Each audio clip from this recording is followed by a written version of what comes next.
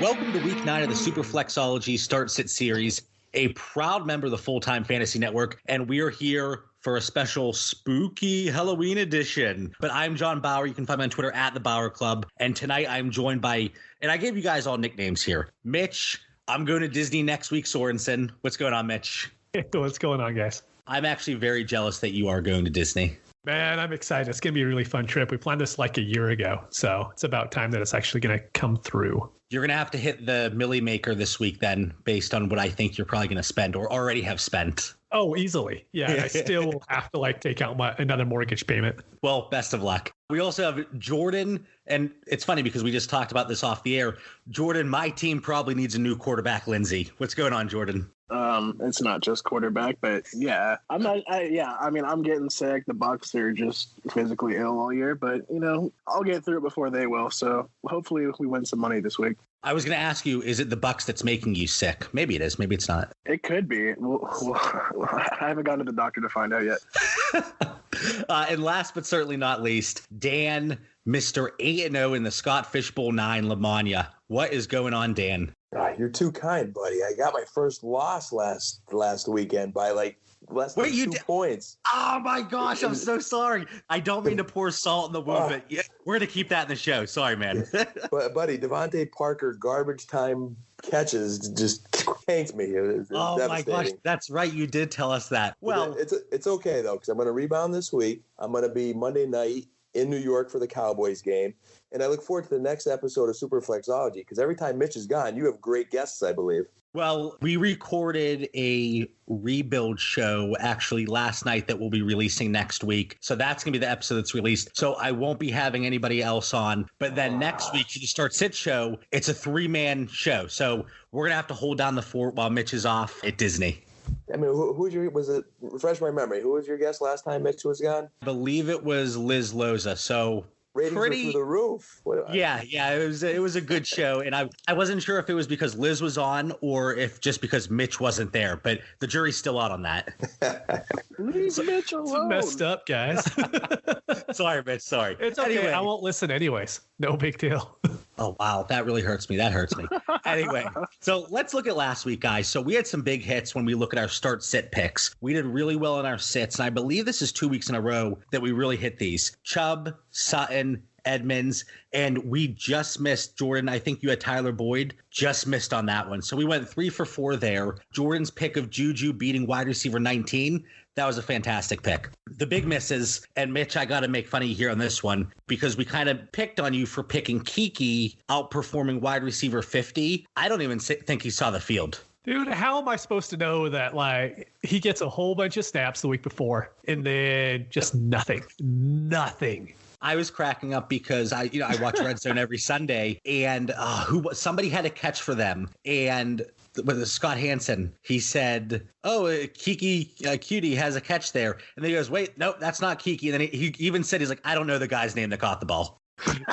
Dude, it was so rough last week. There was that one, and then who else bombed on that team? Oh, Kenny Stills. Everybody had Kenny Stills last week, and I think he put up 6 points. Yeah, I don't want to talk about that. Well, we will talk about that. That was a big miss. Allen Robinson by me, that was a bust. Never picking anybody in the Bears because Mitchell Trubisky is absolute trash. And then Dan, cover your ears, but Dede Westbrook, he got injured. He left the game. But even prior to that, he really wasn't doing anything. Weekend before he flashed, and it was recency bias. I fell for the trap. I'll take the hit. Yeah, it seems like that happens a lot. And then, I mean, hell, I did the same thing with Kenny Stills. We saw a flash 2 weeks ago and not much this week. But we are going to bounce back. Looking at the season scores, Mitch, you have 24, Dan 20, Jordan, you jumped me again. You're at 19, and I'm back in the basement where I belong at 18. But that's going to change very quickly. So this week, instead of start sit, we're going with the Halloween theme. So we're going with trick or treat. And again, it's a very spooky episode. Looking at the starts, who are your treats this week, if you will, for week 9? Dan, we're going to start with you. Who do you have? My treat. Now, this candy may be poison, especially after you made a comment a little while ago, JB, and you'll see where I'm going with this. Two thoughts. One, I almost just got really crazy and was going to go without O.J. Howard, and I'll just make that a note for the listeners. If he is healthy, he is ranked 35th in Fantasy Pros going against that weak Seahawks man defense with an over-under 50. I'm believing there's a breakout coming, but I'm not making that as my pick because there is that injury status, and I'm not going to fall for it 2 weeks in a row. But I am going to go with this treat that may be poisoned, and it is Mitch Trubisky, ranked 23rd in Fantasy Pros. Okay, are there even 23 quarterbacks playing this week? Hear me out here. Hear me out. There are plenty quarterbacks playing. I know we've got some bye weeks, but he is going up against the Philadelphia Eagles, 28th ranked pass defense. Now, last week he was 23 of 35, 253 yards, but struggled mightily in the red zone versus the Chargers. That is not going to happen versus the Eagles defense this week. The week before, 250 yards versus the Saints. He had 2 touchdowns.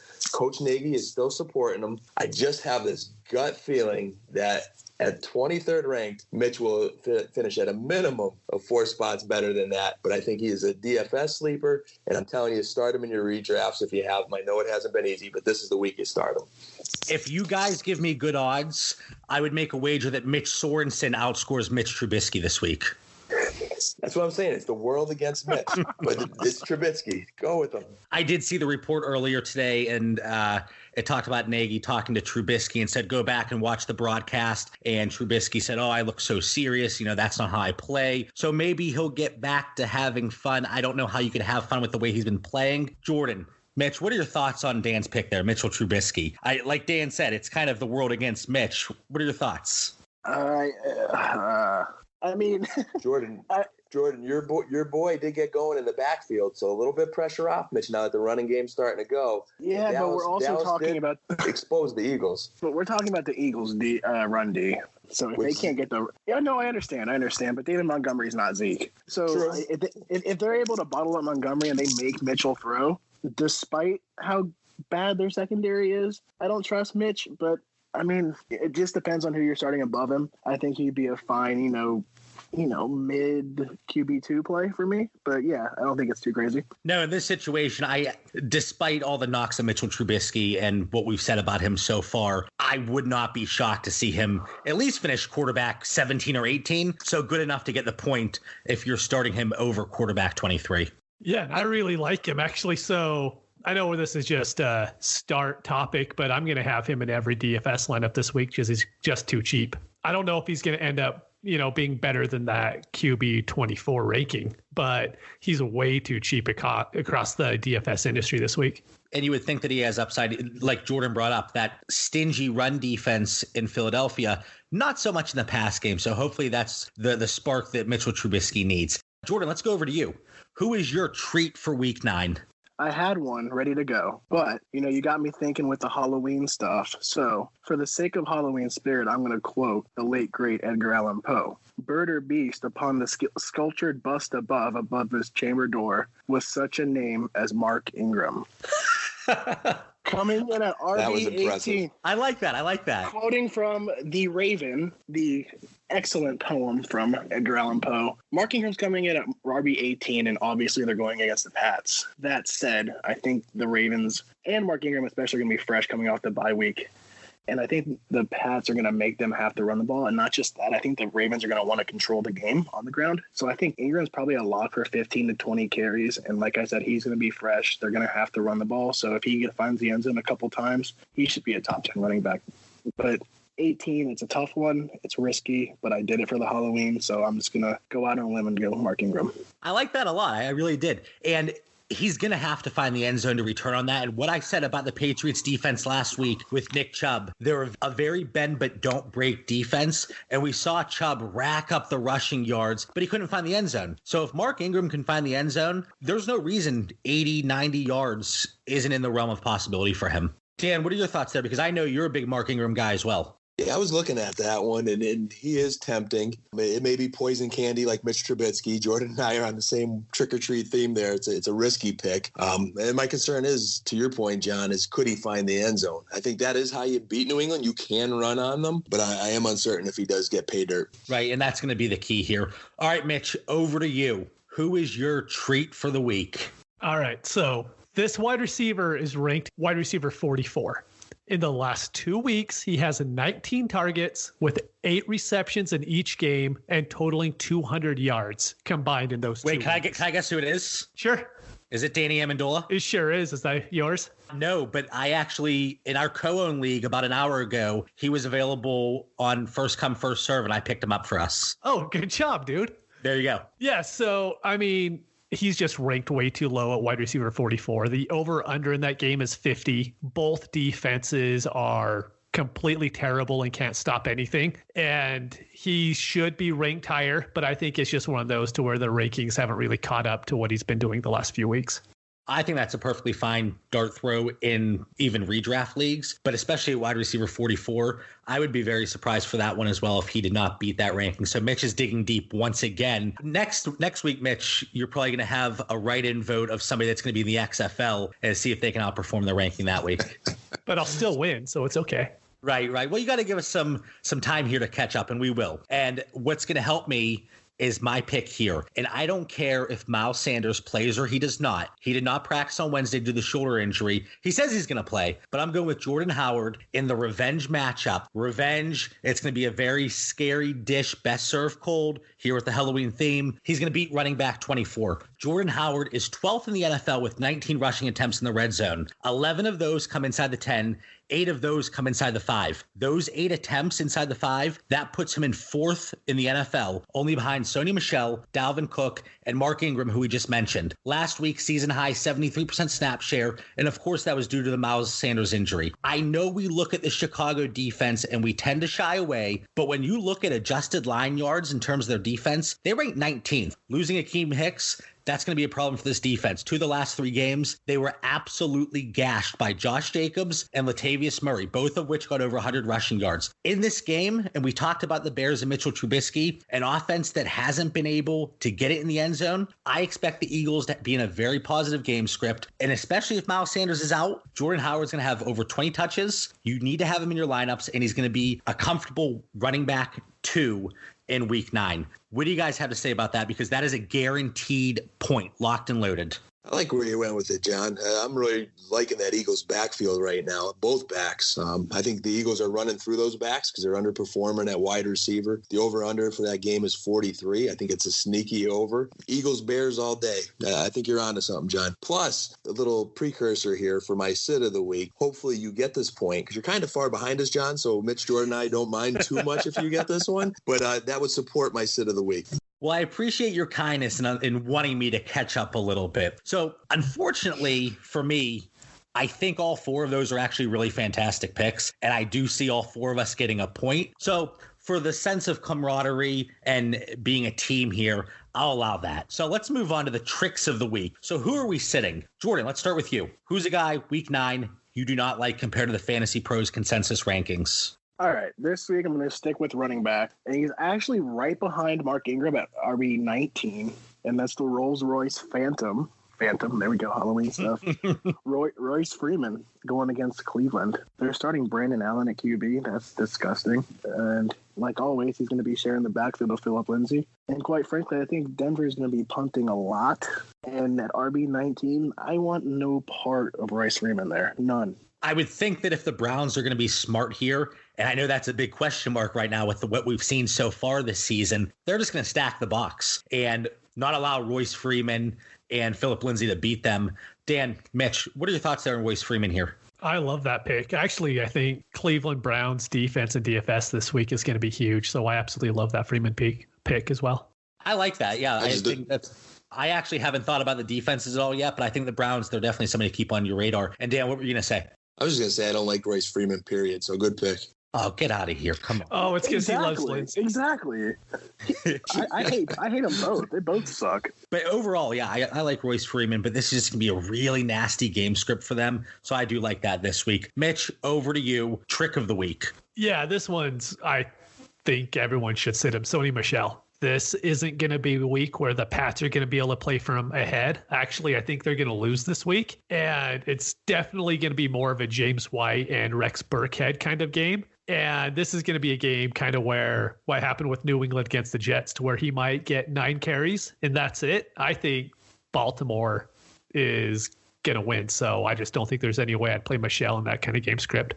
And what's Sony ranked right now in the fantasy? Oh, sorry. He's running back 20. Okay, that's reasonable. And I believe I was looking earlier that James White's actually ranked ahead of him this week anyway, correct? Yeah, he's RB 16. Yeah, so I think their mindset is very similar to yours. They're going to have to utilize the running backs in the passing game, and Sony Michel just is not used in the passing game. If he doesn't find the end zone, he's not going to be anywhere close to running back 20. Dan, over to you. Your sit of the week, your trick of the week. My sit of the week, not everyone will agree with, but we've named guys that are already listed behind him, which included Mark Ingram. I'd say Philip Lindsay also, even though Jordan disagrees. Jordan Howard we like. My sit is Austin Eckler. I've been up and down on him all year, but whether it's life, football, work, I don't like dysfunction. And right now the Chargers are dysfunctional. They're platooning backs. None of them's working. Last game, Eckler went for 3 attempts for 3 yards, 2 catches for only 19 yards versus the Bears, who are a struggling team. And I want nothing to do with the Chargers. At 13th overall, I just think there's too many picks, and he's going to finish much lower. I think that was a very straightforward description and response, and I think you're spot on there. That team, it's going to be very interesting without knowing what they're going to do. Wisenhunt was just fired. I'm trying to avoid that situation altogether as well. Now, my sit of the week, and Dan, please cover your ears. This is going to upset you, and it upsets me personally as well, having to say his name as my sit of the week. Chris Carson, running back 11 versus Tampa Bay. We have talked so many times about that Tampa Bay defense, what they've done to people like Dalvin Cook, Christian McCaffrey. You look at adjusted line yards from the defensive perspective, they're number 1 in the NFL. You know, if I have other options available at running back, I'm considering actually sitting him this week. You look at last week, it was Carson's lowest snap share since week 3. And I believe that's the game that he fumbled a few times and he was kind of in the doghouse, but falling just below 70% last week. Rashad Penny, he's getting more involved. He's healthy. He hit 30% of the snaps last week. And I think the running backs are going to be more involved in the passing game. And while Chris Carson's no slouch in that area, I think Rashad Penny does excel in that area. So it's going to be a little bit of a problem. Chris Carson, same way I saw Nick Chubb last week as a low-end running back too. I'm throwing Chris Carson in that area as well. Running back 11, way too high. I never thought I'd hear you say that. I know. And redraft, dynasty, hell, even DFS most weeks, I'm always on the Chris Carson hype train. And I've been in arguments with many people about him and Penny. But this week, I just hate the matchup. Everything we believe in, John. There's no conviction, in Chris Carson. I'm a little bit disappointed. Good analysis, though. It did cross my mind against that Bucks D. But then I came to my senses. I said, that's JB and I's boy. He's matchup proof. I don't believe in Rashad Penny. I think he's like Royce Freeman. I'm writing him off for the season. The over-under in that game is 51. I think it's going to be an explosive shootout, and it might not be as easy. I'm still thinking our boy Carson gets the points, John. So that'll be interesting to watch. The only concern I have, and not so much a concern because there's still plenty of leagues where I actually have to start him because my other options just, quite frankly, they're not going to have the upside that Chris Carson has, but they're going to be able to move the ball up and down the field. Jordan, you see it each and every week with that Tampa Bay defense. There is a very good possibility that he's able to find the end zone once or even twice. And at that point, he might be able to hit that running back 11 number. But if he's not able to find the end zone, I could see him finishing with around 30 rushing yards. And it could be an ugly day. Jordan, what are your thoughts there? I mean, I get it. You know me. You always vote against the Bucks. Yeah, you know me. I'm sour every week. I'm going into it thinking Jameis is going to turn the ball over 4 times and keep the defense on the field. Thusly, they get tired, and Chris Carson just buries them into powder. I mean, I get it. Yeah, he could be touchdown dependent this weekend. They are definitely not slouches against the run. But that said, Jameis just, pulls a no turnover game out of his, back end like he did against the Rams. Then, yeah, Carson's going to get bottled up and the Bucs are going to stay in the game. But I like that. I think RB11 is too high, so I would definitely hop off on DraftKings. But in redraft, I have to play him. Right. Again, depending on your other options, most likely he's still going to be in your lineup. But if you do have a few of those guys, I mean, this week, honestly, there's one league in particular that I'm playing Jordan Howard over him. It's a ballsy move, but I think it's going to pay off. So we're talking about our sits. We have Royce Freeman, Sony Michel, Austin Eckler, Chris Carson, sticking with the running back theme there. And these are guys, Halloween theme, they might cause some nightmares this week. So moving on to the DFS stuff, looking back at last week, we love to do the quick recap. Our fades were pretty spot on. Well, yours were. Mine was not. I will never again, and I said this before, but now I swear, I promise to you three, I will never have Christian McCaffrey. It does not matter what his price is. He will never be my fade again. So last week, Edmonds, Gurley, you guys hit that one. Fantastic fades at the price. Christian McCaffrey, like I said, not so much. Tevin Coleman, Devontae Freeman, they were great plays. Dede and Kenny Stills, not so much. The under $4,000 dart throws, that was rough all the way around. So we're just going to move past that one. Over $6,000 fades for the week. Mitch, we're going to start with you. So these are the fades. For one reason or another, these are the guys that are too scary to put into your DFS lineup this week. I've been working on this. That's pretty good, man. Yeah.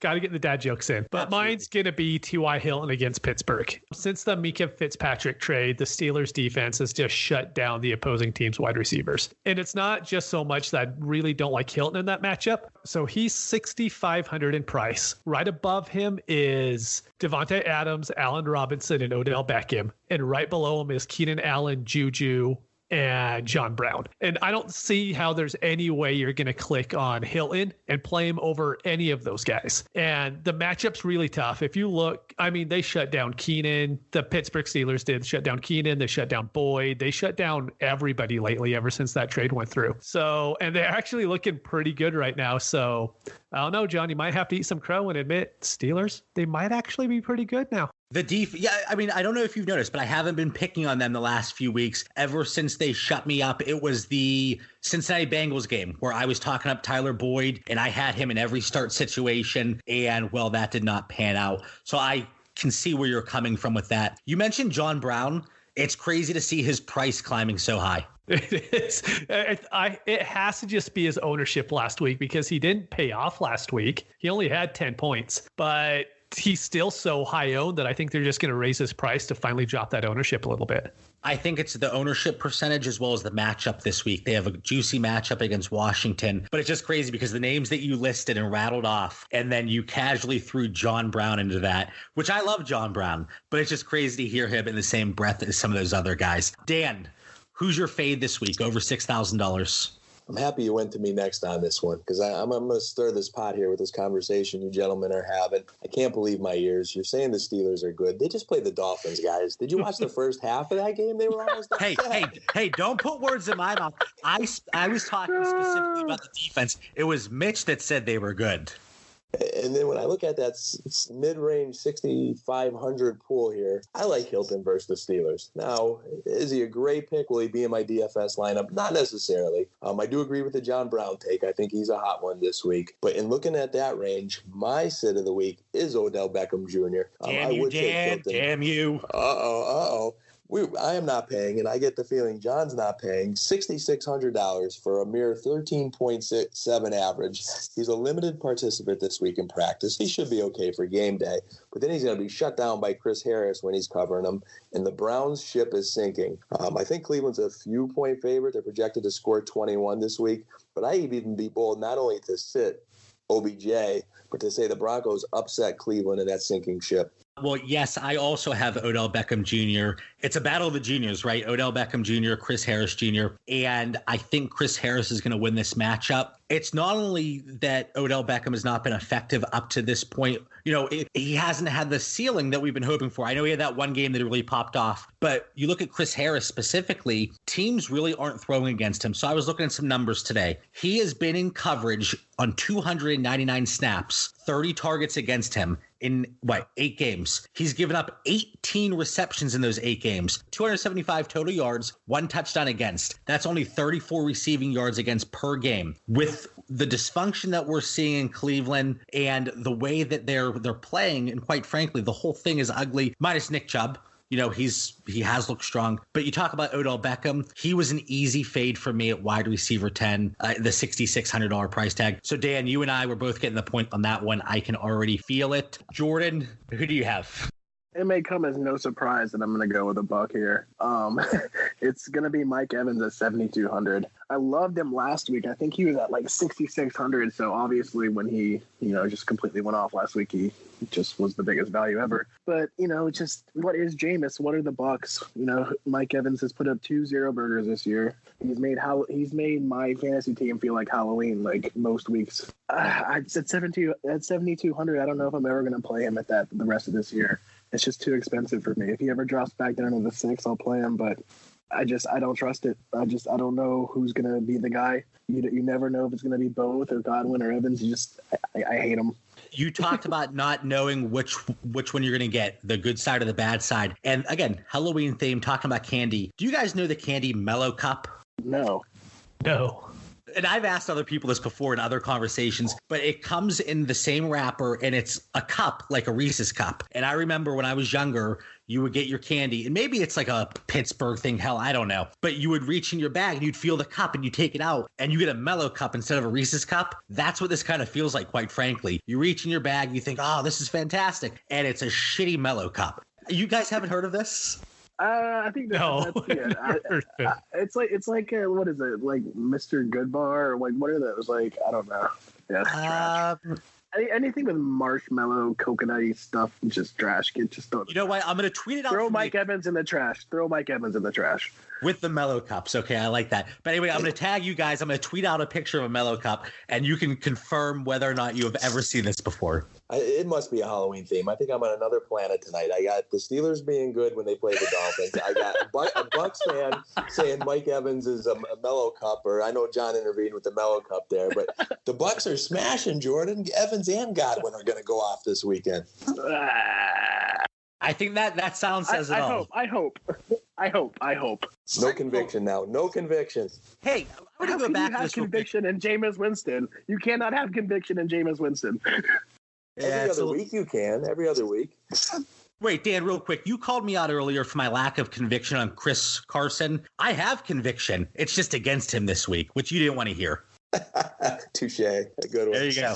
So as we stuck with running backs earlier, for the fades over $6,000, all wide receivers, T.Y. Hilton, Odell Beckham, Mike Evans, locked and loaded. Now moving on to the under $6,000 plays, our absolute locks guarantees. And I can tell you, my guy is an absolute guarantee, but we'll get to me eventually. Dan, we're going to roll with you first. Who's your under $6,000 play? Full disclosure, I can be tilted because I got into a little Twitter argument this week with somebody I had a block arguing about Zach Ertz. And I'm a Cowboys fan, and I have no love for the Eagles. So that makes me think this pick is a lock for me to pick a Philadelphia Eagle. But at the lowest price ever Zach Ertz could be at $4,700, he's got a floor of 4 targets to a ceiling of 16. We're probably not seeing those high 16 target games anymore, but he's still Zach Ertz. I mean, this is a great player. And I think it's going to be a little bit of a higher scoring game versus the Bears. I think Ertz will be motivated after recent trade rumors. And at $4,700, I'm Zach Ertz all the way. It's funny that you brought up the trade rumors. I don't have many shares left of him, but I was hoping he got traded and you might see a spike in value because I was actually hoping to move him just because we haven't seen much up to this point. Well, we haven't seen what we've been able to expect in the past. Yeah, I mean, he went into the season as a top 3 tight end. How does a top 3 tight end get priced this low? I mean, he's a couple grand less than Kelsey, and he's in a decent matchup. So, Zach Ertz, boys. So, Zach Ertz for Dan, the under $6,000 play. Jordan, over to you. And here is the spookiest pick of the entire night. I guarantee it. I'm going to guarantee it as the spookiest pick of the entire night. And it's probably not going to work out, but it's spooky, so I'm just going to stay on brand. Oh, my God. It's going to be a Dolphin. It's going to be Mark Walton at $4,500. Kalen Ballage looks like a little baby in a pumpkin costume being dragged around by its parents on Halloween. He's just so slow and not good. I think they're just going to give Walton the ball. Just the entire game, the Jets are very bad. Very bad. They just traded away arguably their best front 7 player in Leonard Williams. So, I mean, if he can find the end zone once or twice, which he should, I'm not sure what the over-under is, but I think it could be a sneaky high-scoring game based off how bad those defenses are. And if Mark Walton can, rack up 60 yards and a couple of touchdowns, that's gonna boom on $4,500. Well, I appreciate it because I'm not going to be able to sleep tonight because that is, like you said, the scariest pick. I'm going to have absolute nightmares because of that pick. Terrifying nightmares. Mitch, what do you think about Mark Walton there? Actually, it's not a bad pick with the market share that he's been getting. That backfield is pretty much him and Balaj, and the coaching staff hates Balaj. And it's not like the Jets are going to go out there and blow anybody out. So I think that's a really good pick for the price. And if Sam Darnold continues to throw 13 interceptions a game, it might work out for Walton. But Dan, do you have any quick thoughts here on your boy Mark Walton? You know, if this was the under 4 play dart throw category, I'd say that's good. I like Jordan's Halloween humor more than his pick there. I think Balaj will snake him for a touchdown and just ruin the pick on you, buddy. Just no Dolphins. I had to do it. I had to. No, I like it. It's a curveball, and I can tell you I did not expect to hear that name brought up on tonight's show. Now, before my absolute stone cold lock of the week, Mitch, who do you have? So I brought this guy up. I think it was week 2, but it's DK Metcalf. And we were kind of joking around about how you're going to kind of have to guess if it's going to be his big game or not. But he's actually 5th in the NFL in red zone targets. He already has 11 on the year, and he has 2 in each of the past 2 games. The over-under in that game's 51. I think it's going to be a little bit of a shootout, and they just don't, ever since Disley went out, they don't have a big threat in the red zone anymore. And I think DK is going to get another touchdown, and at 5,700, I think he's a pretty good play this week.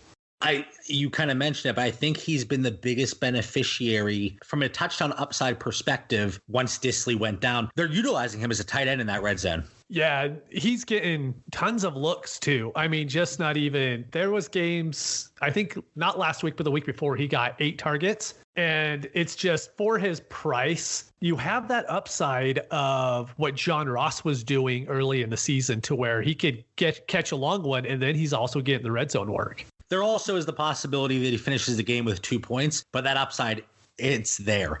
Now, this is the first time this season, I believe at least, that I've provided a quarterback for my under $6,000 play, but I'm going with Derek Carr at home against Mitch's Detroit Lions. He's 5,500, and he's actually priced at quarterback 12. That Lions defense, we really don't have to go into it too much. They haven't been good. They moved Diggs. They're even worse now. They've given up at least 300 passing yards to 3 of the last 4 quarterbacks they faced. That includes the last 2 weeks where they've given up a combined 600 plus yards, 8 passing touchdowns. And who Daniel Jones and Kirk Cousins. You know, this is a get-right matchup for Derek Carr and the Raiders from an offensive perspective, who hasn't actually been that bad, especially since their bye week. Almost 600 yards, 5 touchdowns, only 1 pick over the last 2 weeks. For me, Derek Carr is a can't-miss pick here, and I'm going to do you guys a favor. I know I'm at the bottom of the barrel here in terms of standings for the season, but he's coming in at 5,500. If he doesn't at least get 4 times his points, I won't take the point. How do you like that? I like it. So here's my one worry with Derek Carr this week. Who do you stack him with? Because you almost always want to stack if you can. So it's going to have to be Darren Waller, but he's the second highest priced tight end at 6,300. Or you have Tyrell Williams, whose price is 6,000. And it's that high because he has had a touchdown every single game so far this year. You take those touchdowns away, and there's no way he's going to be paying off that price. Right, but correct me if I'm wrong. He still had the 80 receiving yards last year. He can absolutely hit on a home run play. Even plantar fasciitis can't slow him down. Very true. Maybe that's who you stack him with, because I don't know if you can play Waller this week.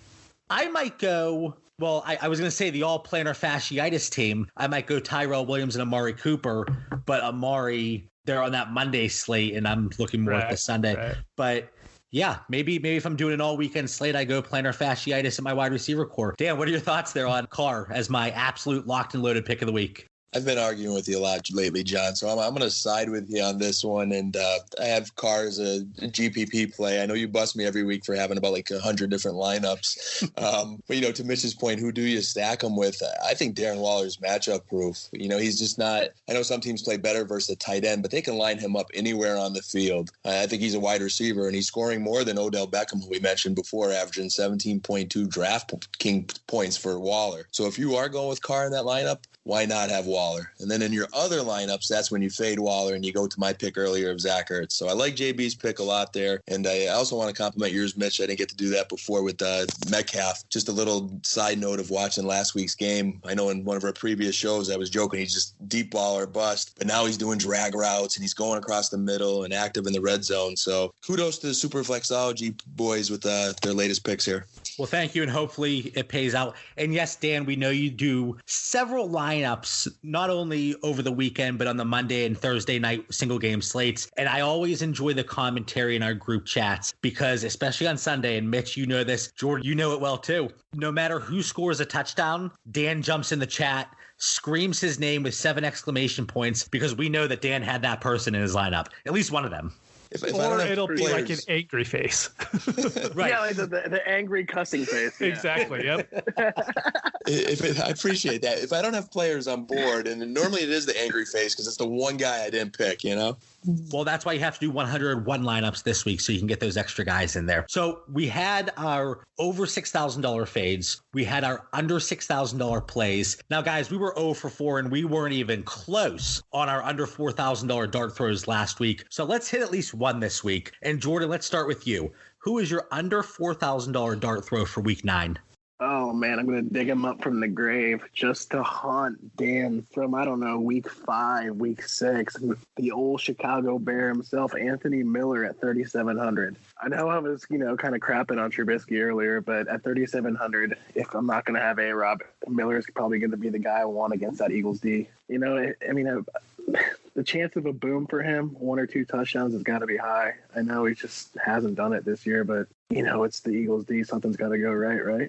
And last week, I believe, was probably one of his better games as a pro. It was only 3 catches, but he had 67 yards. And I don't know off the top of my head, but that might have been the best of his young career here. So maybe he does build on that. Like I said, I'm out on the Bears until they show me something and prove me wrong. Maybe they'll prove me wrong. Like the Steelers' fantastic defense now, as Mitch says, they've turned it around. They've turned the corner. But let's move on here. Under $4,000 dart throw for Mitch. Who do you have? So I'll just piggyback off what Jordan said, but I'm actually going to go with Taylor Gabriel. Guys, you're making me sick here. All right, continue. It's just wide receivers against the Eagles. If you have an underpriced wide receiver against the Eagles, you just start him. And it might be Anthony Miller that goes off. It might be, Gabriel, but it's going to be one of the 2 guys, I think. And it's just an easy play there at 3,900.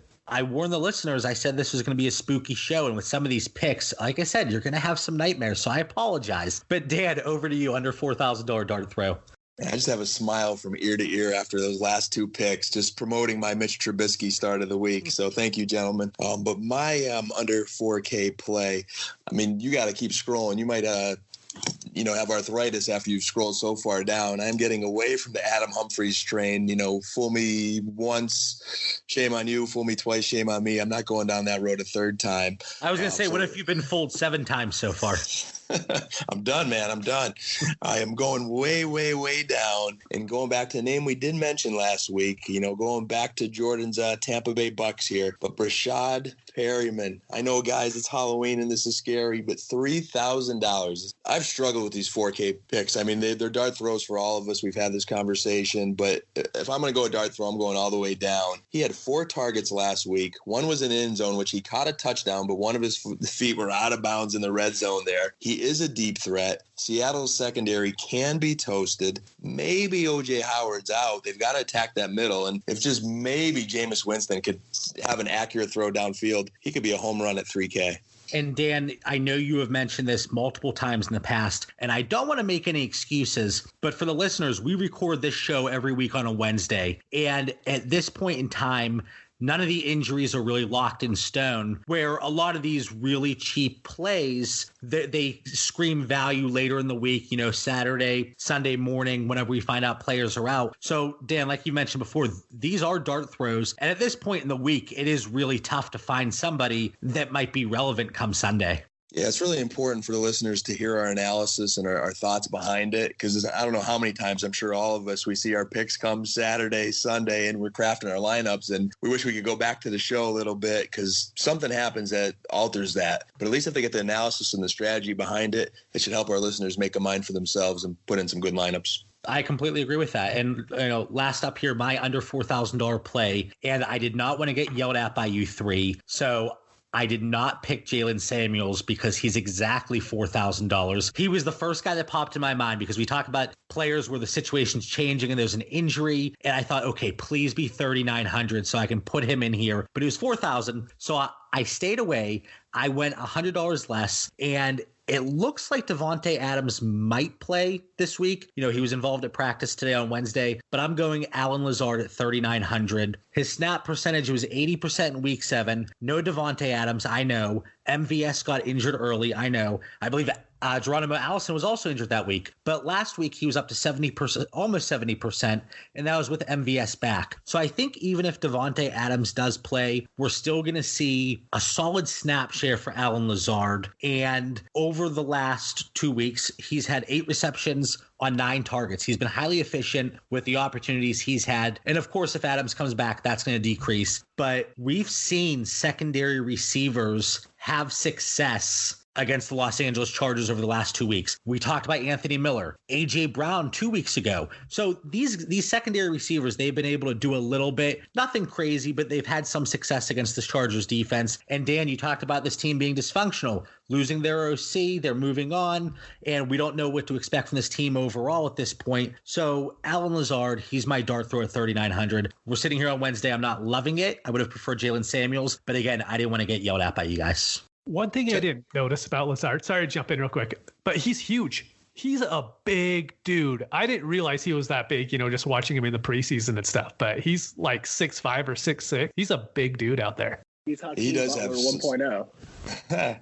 He does have size, Mitch. And to John, your pick here, I think another key point for our listeners, whether Lazard pans out or not, your strategy behind that pick's really good if you're looking to go down into this price range. One of our strategies is always volume. He's on the field last week more than any other Green Bay receiver, more than MVS, more than Allison. So he's getting volume. Aaron Rodgers is white hot right now. So he's on a hot team versus a struggling team that's dysfunctional. That's a good dart throw. I already told you guys, I'm going 5 for 5 this week. And while you laugh at me and you look down on me because I'm at the very bottom of the rankings, that's going to change next week. We are either in for never hearing the end of John because he's going to go 5 for 5 and we are in so much trouble and you guys know it. Or John's put the biggest hex on all of us here because I know the start of the week, which we're all confident, John guaranteed us hitting all of them. So I think we're going to tank now because you hexed us, John. So we'll see how this plays out. And Mitch can tell you because he's interacted with me enough over the last year and a half up to this point. I could go 0 for 5 this week, 0 for 5 next week, 0 for 5 the week after that. But the next week, I'm still going to be as confident as ever in my picks. So I think every week I'm going to guarantee 5 for 5. And the week I hit it, yes, Dan, you're never going to hear the end of it. So I apologize, guys. But closing thoughts heading into week 9. Jordan, what do you have for the listeners prior to week 9? Honestly, at this point, I'm just surprised Rashad Perriman sells a job. I was reading reports on Monday that don't be surprised if he's cut within the next 24 hours. Like, if he gets cut, Bucks are in the line for a comp pick. So I don't know if it's going to happen between now and then, but if he gets cut, that would be really tough, Dan. Hate to see it. Sorry. But I hate him. I think he sucks. But no, that's all I got. So I don't mean to crap on you, Dan. I don't mean that. Dan has tough skin. He can take it. Oh, I know. He's a Cowboys fan. He gets it. But anyway. No,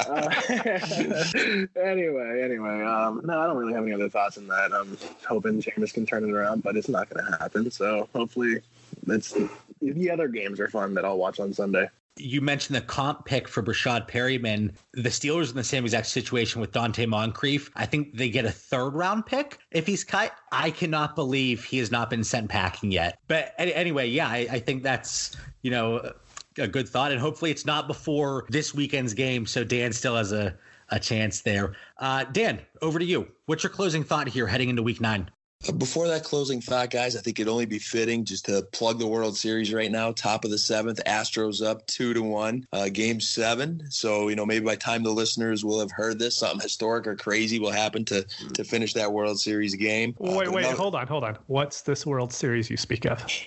Oh, stop. I was waiting for that. I didn't know poker was going on right now. I thought that was in May. Oh, God, he doubled down on it. Oh, no love for the World Series. See, I'm a Pirates fan, so we don't even know what that phrase means, World Series. What is it, Tough life there for the Pittsburgh fan. My closing thought for the listeners would just be to keep grinding out in these next 5 weeks. If your team still has a chance at the playoffs, don't sell too quick. A lot could happen in 5 weeks. If all of our teams just, we're 9-0 right now and coasting, we'd be millionaires. It doesn't work that way. You really have to keep working that free agent wire, work the trades before the deadlines in the league. If you have those opportunities, keep watching the matchups, but just keep grinding. A lot could happen in 5 weeks.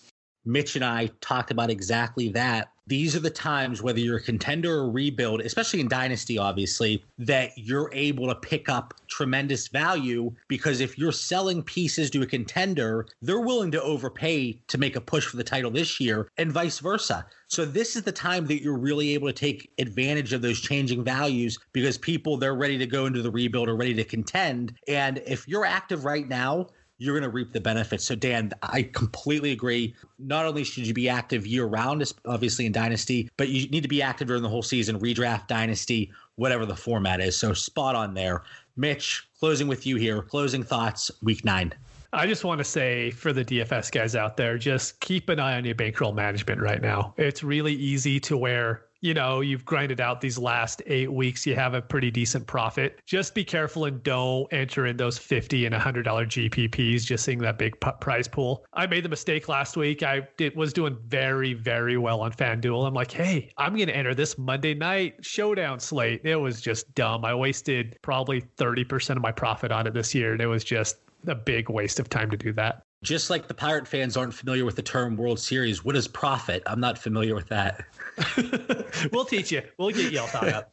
Well, thank you. I appreciate your guidance. I think this is a fantastic show. A lot of good back and forth, but even better analysis. Hopefully everybody has a very safe Halloween. Thank you for joining us for Week 9 of the Superflexology Start Sit series. Best of luck in Week 9 and have a great night.